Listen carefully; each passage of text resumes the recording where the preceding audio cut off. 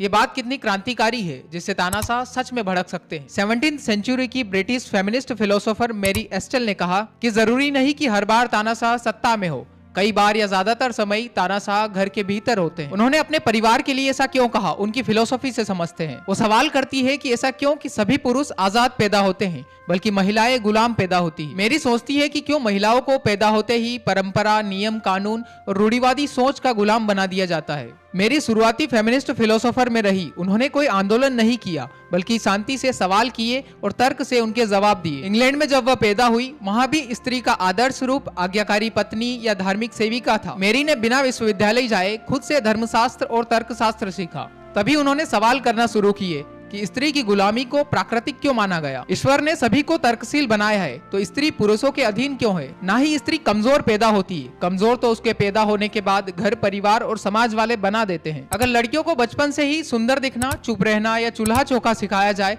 तो उनसे विवेक और आत्मनिर्भरता की उम्मीद कैसे की जा सकती है। फिर तमाम आंकड़े निकल कर आते हैं कि महिला पुरुष से इस क्षेत्र में या उस क्षेत्र में इतनी पिछड़ी हुई है। भला पिछड़ी क्यों नहीं होगी जब बचपन से ही उसे एक सामाजिक सुविधा मान लिया गया हो। मेरी ने 1694 में a serious proposal to the ladies नामक किताब लिखी, जिसमें वह प्रस्ताव रखती है कि स्त्रियों के लिए अलग एजुकेशनल इंस्टीट्यूट हो, उन पर सामाजिक विवाह का कोई दबाव न हो, जिससे पढ़ सके, सोच सके और आत्मनिर्भर बन सके और अपने घर के तानाशाहों से आजाद हो सके।